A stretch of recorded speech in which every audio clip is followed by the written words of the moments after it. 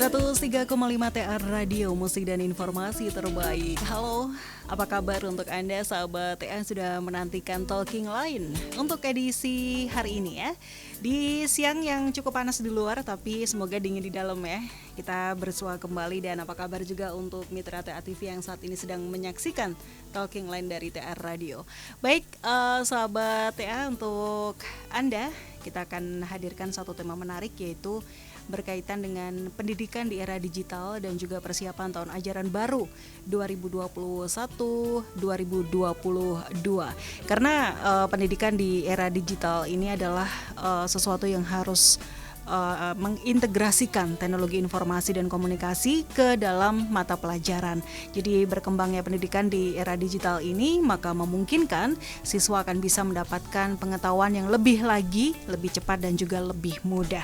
Dan telah bersama saya kali ini hadir Bapak Dwi Arianto ya, selaku Sekretaris Dinas Pendidikan Kota Surakarta. Kita akan sapa dulu beliau yang ada di studio TA. Apa kabar Pak Dwi? Baik, alhamdulillah sehat. Alhamdulillah. Tadi sebelum kita mulai on air, udah seru aja nih ngobrolnya nih. Semoga kita lebih seru lagi ngobrol siang ini. Selalu ya. Menarik kalau bicara pendidikan, Pak. Iya, betul sekali. Oke, Bapak berkaitan dengan pendidikan, terutama di Kota Solo nih. Persiapan nih dari Dinas Pendidikan sendiri setelah kita mengalami masa pandemi. Betul. Yang mengharuskan siswa ini sudah hampir 2 tahun ya Pak ya, belajar di rumah dan mau nggak mau nih mereka harus daring ya. Nah, bagaimana keberlanjutannya nanti? Karena ini sudah mulai akan tatap muka lagi, sudah mulai satu persatu begitu. Baik, terima kasih para TA, sahabat TA. Terkait dengan proses pembelajaran yang selama ini kita berikan kepada anak-anak, memang sejak kami ingat dulu ketika itu tahun 2020 ya, yang kemarin tanggal 13 Maret, ingat betul, malam hari ada penetapan terkait dengan kejadian luar biasa. Tanggal 16 hari Senin itu kita sudah melakukan proses pembelajaran dari rumah. Dulu bahasanya belajar dari rumah, BDR. Kemudian berkembangnya berubah menjadi pembelajaran jarak jauh. Hampir setahun lebih bahkan proses pelaksanaannya dengan plus dan minusnya. Kalau mungkin durasi waktu awal-awal itu luar biasa, orang tua begitu banyak yang menyampaikan dari mulai keluhan, aduan sampai tuntutan. Iya, lengkap ya, keluhan, aduan, tuntutan. Nah, itu sudah levelnya itu. Iya. Jadi mereka mengalami banyak hal kendala yang terkait dengan proses pembelajaran, karena betul pada saat itu memang kondisinya kondisi darurat ya, kejadian luar biasa yang tidak kita rencanakan dan memaksa kita harus mengubah pola, mengubah metode dan prosesnya itu seketika itu. Kita belum mempersiapkan. Setelah tahap ajaran baru di tahun 2020, kemudian kita sudah ada proses-proses perbaikan dengan mengembangkan kompetensi guru untuk bisa kemudian mereka mengadopsi platform pembelajaran digital untuk anak yang tadinya itu belajar lewat WA, lewat video call, ya pokoknya seadanya, yang penting ada proses komunikasi pembelajaran. Pasca tahun ajaran baru kemudian ada istilahnya perbaikan.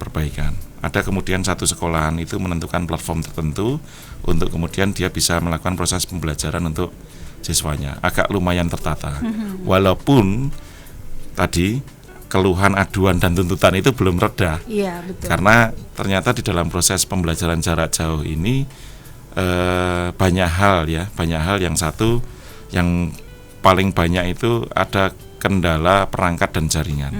Di Kota Solo itu mungkin akses fasilitas umumnya cukup, cuma terkait dengan proses pembelajaran dibutuhkan perangkat, dan di dalam perangkat itu harus ada terhubung internet lah, itu siswa itu banyak yang tidak memiliki itu, sehingga dulu dan sampai dengan saat ini ada program terkait dengan bantuan handphone, bantuan perangkat elektronik yang bisa untuk proses pembelajaran, ada laptop, ada tab dan segala macamnya, itu untuk kaitannya dengan itu. Dan syukur alhamdulillah sudah mulai agak tertata, dan pada posisi tahun ini atau tahun ajaran baru yang akan datang bulan Juli, Pak Wali Kota yang baru, Pak Gibran, Mas Wali Kota ya. Iya, saya tetap memanggilnya Bapak. Iya, baik. Beliau sudah mentargetkan dan menugaskan kepada kami untuk menyiapkan proses pembelajaran tatap muka itu dimulai di bulan Juli. Yeah. Jadi ini tidak ujuk-ujuk karena proses pembelajaran walaupun disiapkan mulai di bulan Juli, anak-anak itu harus dikenalkan dengan pola perilaku baru. Yeah. Jadi tahap demi tahapnya kemarin kita mulai dari kalau di kewenangan kita di Pemkot kan SMP ya, dari mulai kelas 9. Kelas 9 bagaimana kemudian pola perilakunya, pola alurnya, kemudian dia posisinya, pergerakan, interaksinya dan segala macamnya itu diawasi oleh guru dari mulai datang, berangkat dari rumah sampai ke sekolah, kemudian proses pembelajaran sampai kemudian pulang lagi ke rumah. Kemudian meningkat fasenya ditambah kelas 8, kelas 7 dan alhamdulillah sampai dengan saat ini laporan kepada kami tidak ada kendala yang berarti walaupun memang ada beberapa permasalahan karena kami wajibkan untuk antar jemput, orang tuanya banyak kesulitan. Iya, betul. Ya karena antar jemput kami membayangkan bahwa proses perjalanan anak dari rumah ke sekolah ini kan pastinya butuh jaminan anak itu aman ya. Iya. Aman itu juga dari lalu lintasnya, juga dari proses interaksinya. Nah ini yang kemarin sementara memang kami syaratkan orang tua harus punya komitmen untuk memberikan jaminan keamanan anak dari rumah ke sekolah. Kalau urusan masuk gerbang sekolah itu urusan kami, urusan sekolah. Kami bisa memberikan jaminan bahwa pola perilaku terus protokol kesehatannya tetap dijalankan. Tapi kalau yang dari rumah ke sekolah ini kami butuh bantuan dari orang tua. Nah ini sudah berjalan. Alhamdulillah kita sudah masuk ke fase ketiga untuk yang kelas 7 di SMP dan alhamdulillah sudah berjalan. Kita akan mencoba minggu depan itu kita mulai untuk yang SD. Oh SD ya. Mudah-mudahan nanti sampai dengan tahun ajaran baru bulan Juni-Juli tahun ini kami bisa kemudian melatih anak-anak untuk belajar dengan pola perilaku yang baru untuk bisa melaksanakan pembelajaran tatap muka. Iya, jadi kalau untuk SMP sendiri kemarin sudah hampir semuanya? Hampir semuanya dan rata-rata sudah sampai pada kelas ke-7 ya. Jadi kelas 9 kemarin, terus jeda waktu mereka ujian sekolah sebagai pengganti ujian nasional. Kebetulan kan ujian nasional sudah dihapus, diganti dengan ujian sekolah.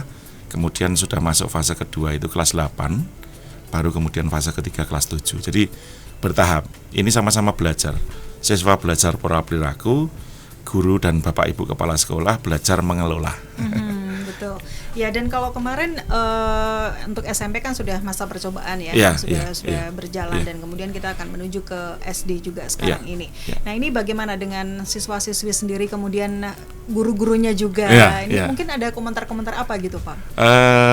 Kalau kami lihat awal ya, yang dulu kelas 9 karena mereka juga pada saat itu awal-awal itu belum pernah sama sekali masuk sekolah pasca waktu penetapan KLB itu kelihatannya memang agak ogah-ogahan ya.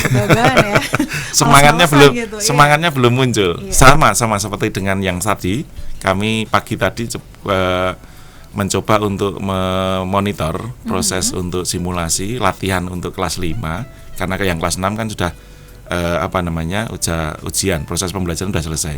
Ini kita mulai untuk yang kelas 5, kita persiapkan untuk minggu depan. Kami melihat memang ketika ditanya enak mana, sekolah di rumah apa sekolah di sekolah apa belajar di sekolah gitu. Enak di rumah Pak, iya. Bisa sambil-sambil ya. Sambil lemah-lemah. Iya. Jadi ya memang akhirnya anak-anak habit selama setahun yang kemarin dengan terpaksa mereka harus melakukan proses pembelajaran di rumah itu akhirnya mengubah pola perilaku. Pola perilaku ini yang kemudian kami dorong, kami harapkan kemudian nanti dengan aktivitas kembali ke sekolah minimal ya karena ini masih setengah kapasitas bergantian ya minimal 1 minggu gantian dengan teman yang lain itu proses dia bangun pagi, menyiapkan diri, memakai seragam, berangkat ke sekolah, itu semangatnya muncul gitu loh. Nah, saya lihat ini karena kebetulan ada beberapa anak sekolah dasar yang tadi masuk itu ya istilahnya mungkin semangatnya belum muncul ya. Nanti mungkin biasanya 2 hari, 3 hari, 4 hari semangatnya bisa dibangkitkan oleh Bapak Ibu guru. Nah, nanti proses berikutnya tinggal nanti pembiasaan saja. Berarti negeri swasta Sama. ya. Ya mungkin kalau dibilang semangat belum muncul, pengennya masih di rumah aja. Ini mungkin untuk yang SD, tapi mungkin kalau untuk yang udah usia remaja, SMP, SMA gitu mungkin udah beda kali Ya, Pak ya. Mungkin dia kalau SMP mungkin bersosialisasi gitu. Ya, SMP mungkin sudah sebagian besar sudah memahami atau mengerti kebutuhan mereka untuk belajar ya. Iya. Bahwa belajar itu penting dan segala macamnya. Tapi awal-awal dulu ketika itu juga mereka baru mau mencoba untuk masuk itu pun juga dari tatapannya sayu ya. Biasanya masih tidur ya iya. segitu.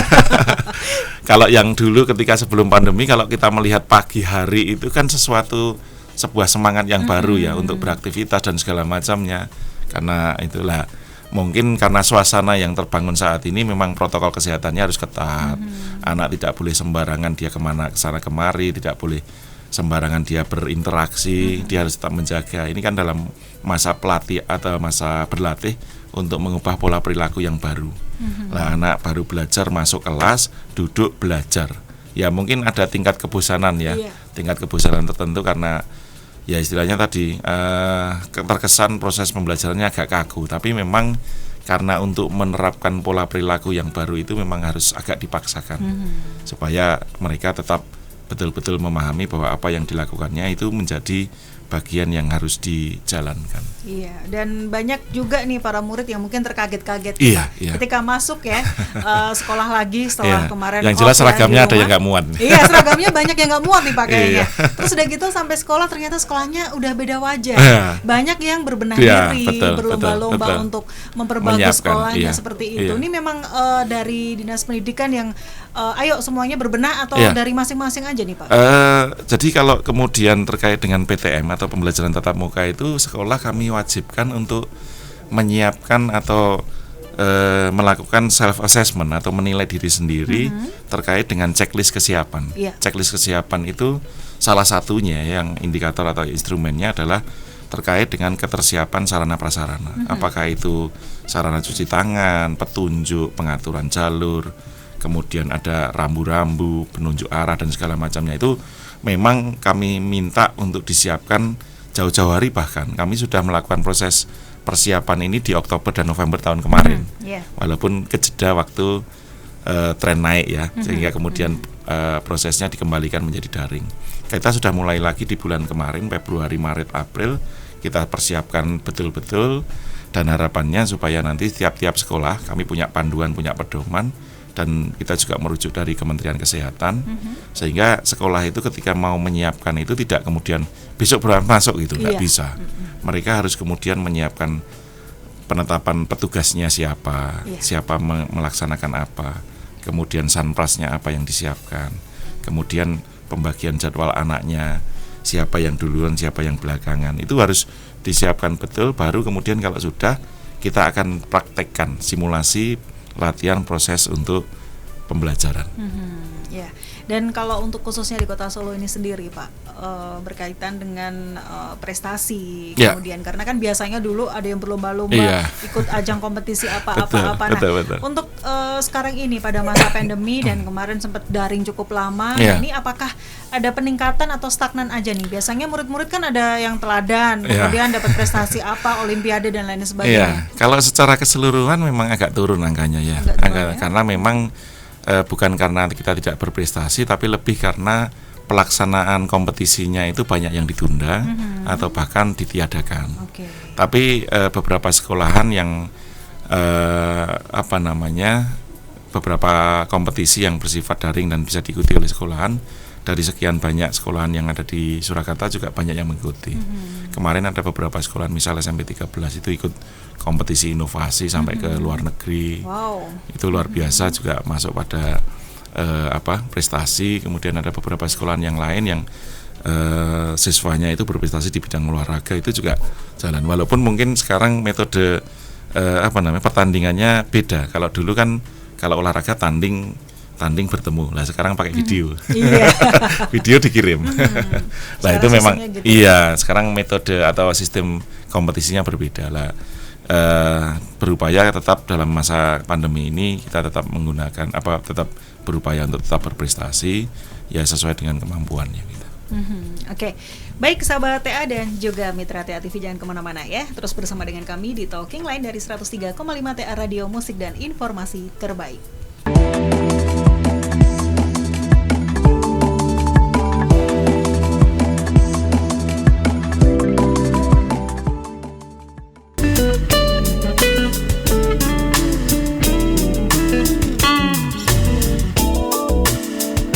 Baik sahabat TA, kembali lagi kita di Talking Line ya sore hari ini, dan terima kasih untuk Anda yang masih bergabung karena kita juga masih akan ngobrol ya seputar pendidikan terutama di Kota Solo bersama Pak Dwi, Sekretaris Dinas Pendidikan Kota Surakarta.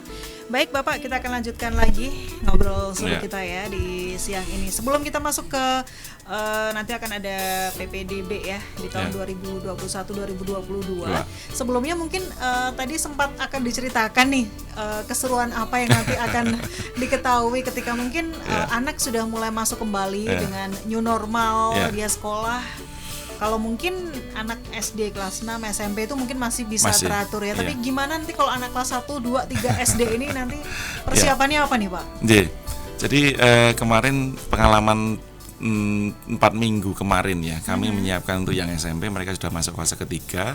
Jadi ini minggu ke-5 dan minggu ke-6 cenderung lancar karena anak-anak SMP itu cenderung mereka secara kepribadian, kematangan dan kemandiriannya sudah lebih. Jadi mereka cukup memahami instruksi, petunjuk, rambu-rambu. Jadi mereka mengikuti alur yang sudah disiapkan oleh sekolah itu lancar lah. Nah tadi karena kita baru mau mulai untuk yang SD minggu depan, tadi ada beberapa sekolah yang sudah simulasi untuk mulainya di kelas 5. Nah, kelas 5 kami amati prosesnya tidak jauh berbeda dengan anak yang kelas 7 dan kelas 8 SMP. Jadi mereka sudah cukup memahami. Walaupun kami lihat tadi ya kami sampaikan ke Ibu Kepala Sekolah kalau ada kekurangan anak-anak tolong dimaklumi, diarahkan. Misal mamanya, Bu ini seragamnya kebesaran, kekecilan. Ya nggak usah pakai seragam yang seharusnya di situ, nanti pakai seragam yang lain. Yang ada dulu ya. Yang ada dulu, nggak usah kemudian gara-gara seragam terus nggak jadi sekolah gitu. Terus ada lagi yang mungkin tadi lupa belum cukur. Setahun anak cowok itu belum cukur ada. Aduh gondrong ya. Gondrong, kayak vokalis itu metal. Ya saya sampaikan enggak apa-apa karena yang penting anak itu sudah punya mengubah perilaku yang setahun selama proses pembelajaran di rumah itu bisa masuk pagi sesuai dengan waktu yang kita tentukan, itu sudah luar biasa perjuangannya. Kita harus menyadari itu dan bertahap kita akan mengubah pola baru dengan pembelajaran tatap muka. Kemudian ada lain-lain yang tadi kami temui ya unik-unik tadi, yang seragamnya, yang rambutnya, ya semuanya lah. Yang penting anak itu dibangun bagaimana kemudian dia bersemangat ke sekolah dulu. Kalau sudah, baru kemudian kita latih untuk mereka berperilaku kalau masuk sekolah itu sudah ada aturan barunya seperti itu. Nah, yang untuk kelas 5 dan kelas 4 kami berkeyakinan kurang lebih mungkin karakteristik anaknya sama. Nah, yang tadi saya pesankan Bu, tolong nanti kalau ada sama Ibu Kepala Sekolah, nanti kalau kemudian nanti masuk fase ke berikutnya di kelas 3, 2, dan 1, tolong diamati betul. Anak-anak ini mungkin mereka pengalaman sekolahnya juga baru masuk hari itu. Betul. Bayangkan kemarin baru lulus TK, ya kan? Kemudian masuk PPDB, masuk kelas 1, kena COVID, baru masuk hari ini. Jadi belum merasakan. Belum merasakan. Mungkin tempat duduknya aja belum tahu dia. Jadi tolong diarahkan betul. Kalau perlu didampingi, kalau memang butuh waktu yang lama untuk mengajarkan ke mereka ya sudah, tidak apa-apa. Yang penting anak itu paham bahwa bagaimana kemudian berjalan, kemudian mengakses kelasnya dan dia duduk sesuai dengan itu, dan perilaku apa yang harus dibangun ketika dia ada di sekolah. Penting di situ. Nah, cuma memang karena ini yang kelas 3 ke bawah belum.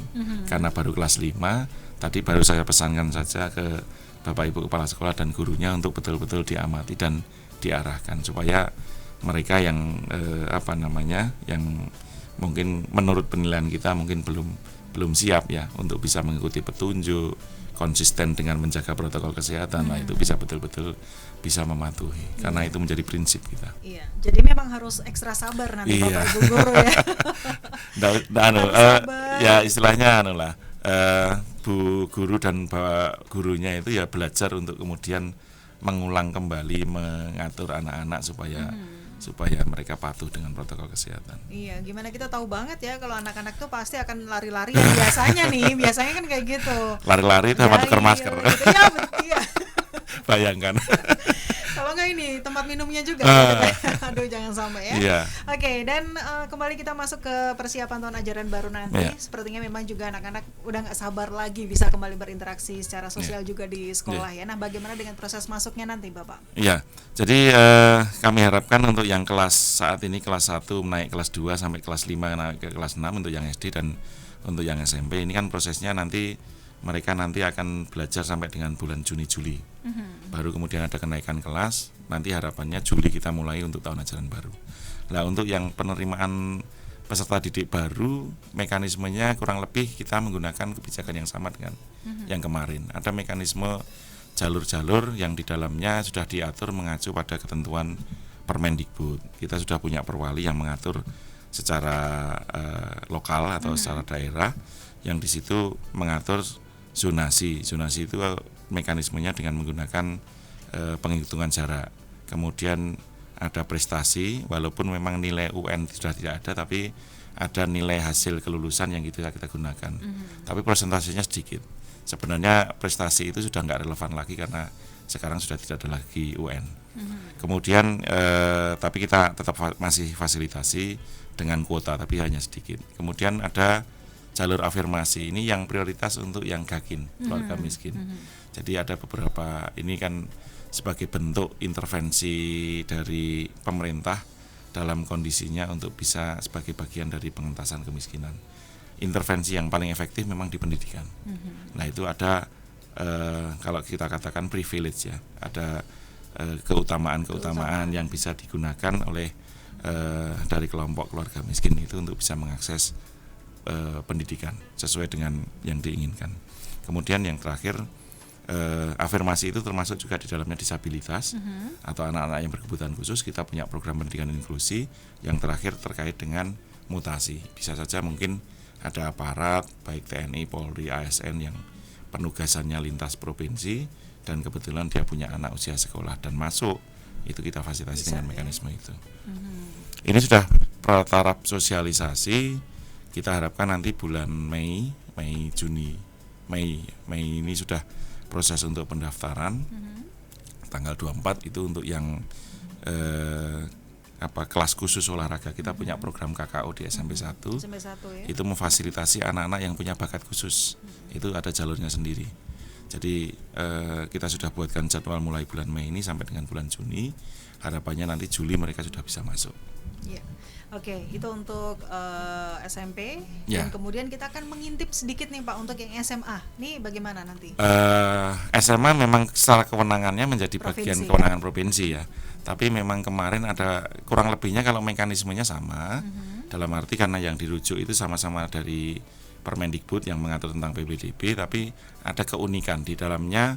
Kalau yang untuk SMA itu ada beberapa kalau tidak salah yang saya dengarkan kemarin ada fasilitas khusus bagi wilayah yang tidak mempunyai SMA di wilayahnya.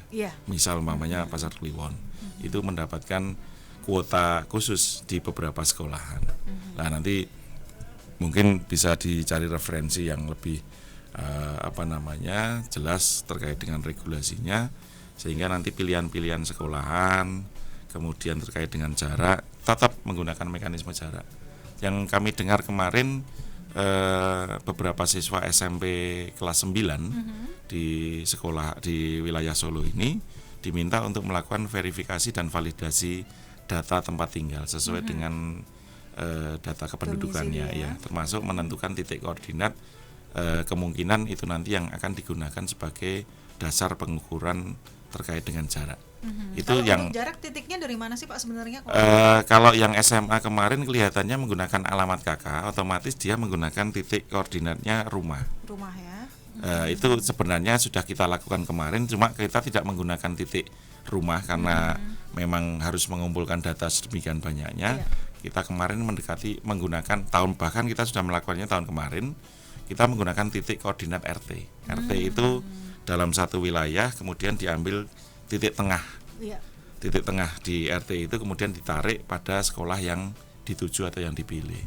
Kemarin kita sudah menggunakan metode itu dan alhamdulillah lancar, dalam arti masyarakat cukup bisa menerima ketika kemudian ada yang lolos, ada yang tidak begitu. Karena ketika kemudian asumsinya kalau menentukan titik dari sini ke umpamanya ya dari Mojosongo, sama-sama Mojosongo ke SMP 4 ya, atau ya itu posisinya kalau di sini mungkin lebih jauh dibandingkan yang Mojosongo RT-nya yang agak selatan. Nah, itu sudah kelihatan. Jadi sudah ada perbedaannya dan itu sudah cukup bisa diterima oleh masyarakat. Yang saat ini tahun ini kita masih menggunakan mekanisme yang sama. Iya, jangan sampai kita ini ya sedih juga karena mungkin putra-putrinya ada yang nggak terima di SMA negeri. Karena SMK pun juga ada banyak ya di Solo yang mereka cukup bagus. Betul. Jadi SMK di Solo ini juga berkualitas. Kemarin kami komunikasi, konsultasi lah ke dinas provinsi, kelihatannya sistemnya sudah lebih diperbaiki, sudah lebih baik lah dibandingkan tahun kemarin. Ya. Nah, kalau dari kementerian sendiri Bapak, dari Pak Menteri Nadiem Makarim sendiri itu apakah nanti ke depan juga akan ada semacam program-program lagi yang akan disosialisasikan untuk murid-murid gitu? Ya, kalau kemudian melihat kecenderungan kita, ya kita tetap kembali ke yang saat ini kita hadapi, yang kita lakukan. Proses pembelajaran kita ini kan blended ya. Blended itu blender, dicampur, ngeblend. Jadi campuran antara tatap muka dan jarak jauh. Kenapa bisa seperti itu? Karena proses pembelajaran kita itu kan menerapkan protokol kesehatan yang di dalamnya ada ketentuan harus menjaga jarak. Kalau kemarin sebelum pandemi itu kan ukuran kelas itu kapasitas untuk yang SD itu ada sekitar maksimal daya tampung untuk satu kelas itu 28. Itu jejer duduk gitu, satu meja mungkin untuk 2 anak tapi dalam posisinya dekat. Nanti ada meja yang lain atau kalau enggak mejanya sendiri-sendiri. Itu untuk yang SD. Kalau yang untuk SMP itu satu kelasnya itu diisi 32 anak satu kelas. Kalau dengan ketentuan sekarang dengan mengamanatkan harus berjarak 1,5 meter dalam posisi duduk itu hanya bisa diisi oleh setengah kapasitas. Setengah 50% ya? Iya betul. Otomatis dengan seperti itu ketika setengah anak atau 14 atau setengah dari 32, 16 anak itu masuk pembelajaran tatap muka, setengahnya harus jarak jauh. Bisa saja kemudian secara live dia mengikuti proses pembelajaran di kelas walaupun dia ada di rumahnya masing-masing.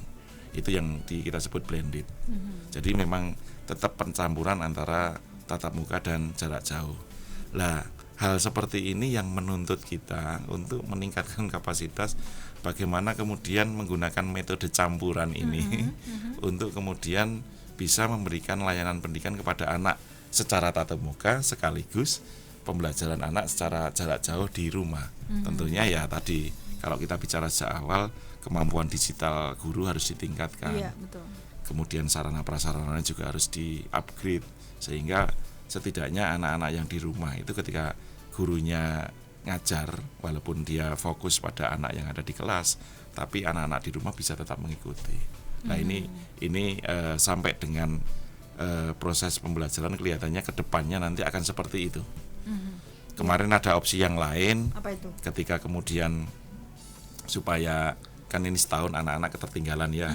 Kita punya pemikiran bagaimana kemudian mengejar ketertinggalan dengan mengupayakan pembelajaran tatap muka itu bisa dengan mekanisme shift pagi siang.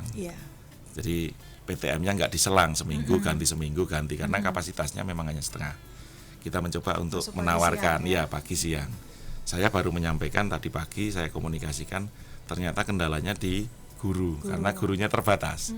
Kalau ruangannya terbatas bisa shift, tapi naik gurunya terbatas mungkin kemungkinan dia nanti pagi ngajar siang ngajar. Iya, gitu ya rada meniren lah katanya. Ya tapi Tapi itu sebagai sebuah opsi ya, opsi yang kemudian nanti kita bisa formulakan. Kalau sekiranya memungkinkan, bisa saja nanti skenarionya pasca bulan Juli kita menggunakan metode blended tadi, campur PTM dan PJJ. Mungkin nanti setelah kita evaluasi memungkinkan kita lakukan dengan mekanisme PTM full, tapi dengan mekanisme shift pagi siang. Tapi protokol kesehatannya tetap, karena setiap proses pembelajaran selesai, kelas itu harus dilakukan proses SOP-nya itu harus disemprot dengan disinfektan. Tempat-tempat tertentu yang biasa diakses oleh anak itu harus dibersihkan. Jadi bagaimana kemudian mengupayakan proses pembelajaran tatap muka itu aman untuk anak. Iya.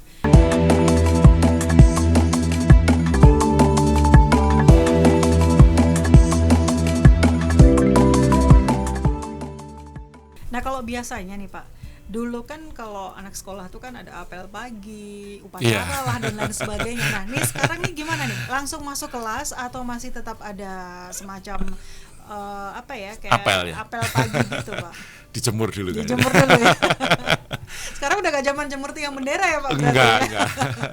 Enggak musim gitu. Enggak musim ya. Jadi untuk yang fase pertama ini, karena memang anak, kami harapkan dia cukup memahami alurnya saja dan kemudian nanti ke ruang, kemudian balik lagi. Karena untuk yang fase pertama proses pembelajarannya hanya 2 jam tanpa istirahat. Cukup mereka mengenal masuk ke sekolah, masuk ke kelas, begitu sebaliknya. Fase kedua kita tambah 5 jam dengan simulasi istirahat 15 menit. Wow. Jadi sekarang istirahat pakai latihan. Pakai latihan. Iya.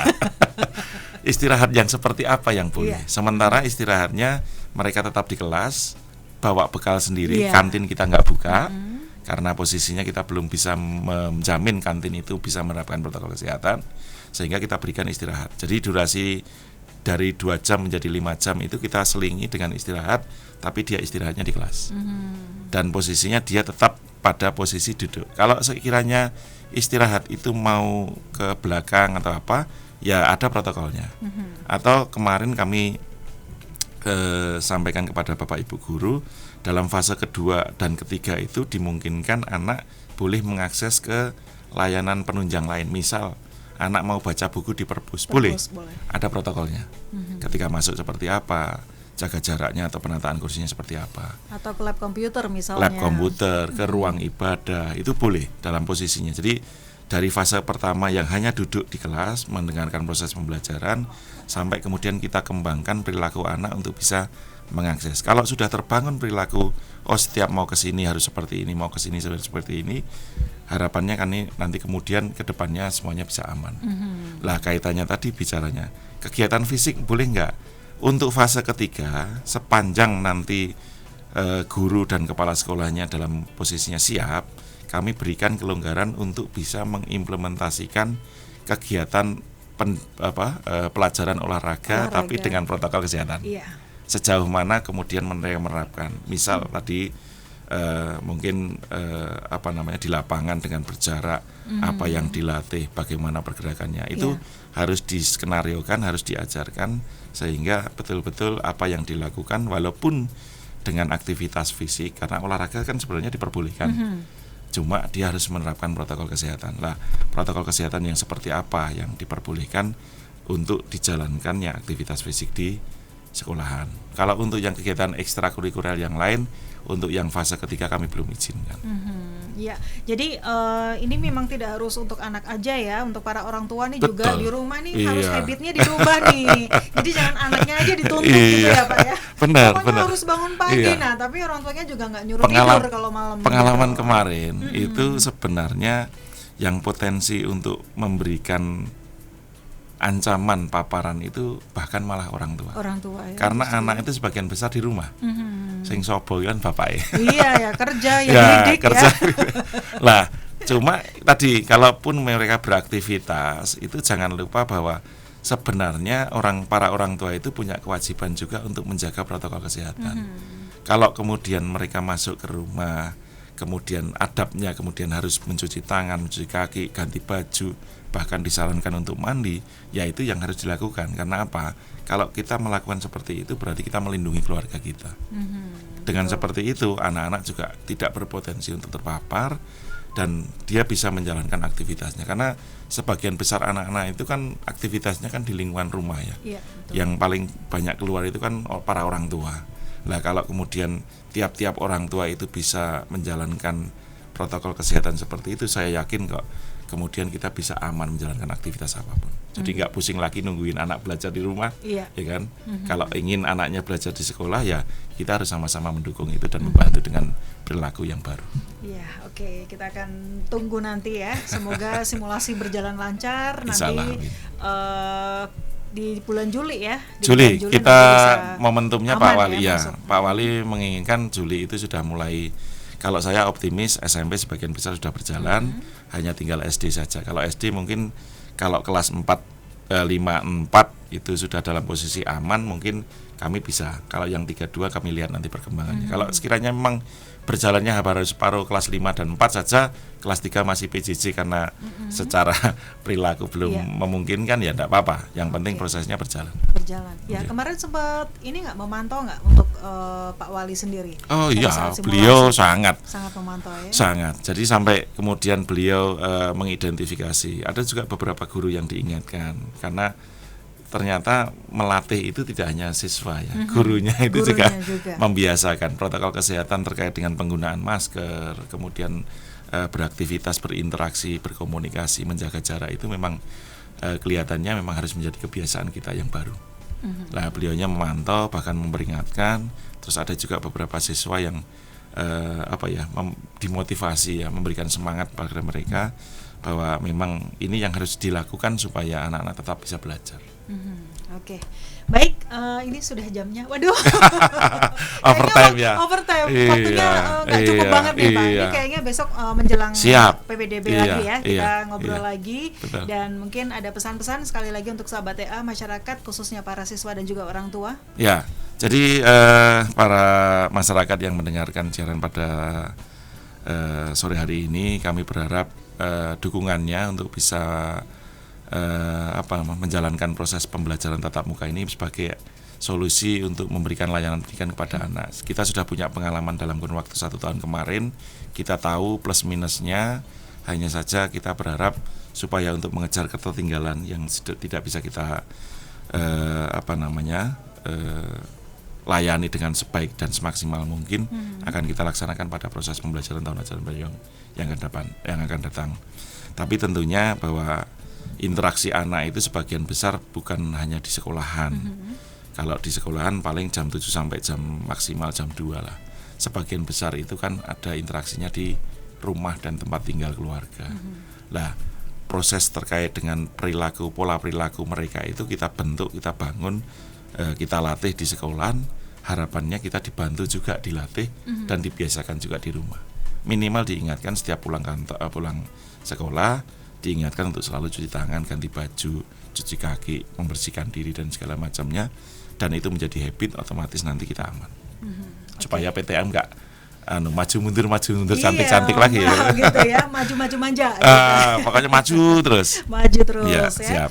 Oke, baik Pak Dwi, terima kasih banyak untuk waktunya di siang hari ini. Nanti kita akan ketemu lagi di bulan-bulan depan ya kayaknya. Siap. Ya. Kayaknya lebih Insyaallah. seru ya. Iya, seru kayaknya.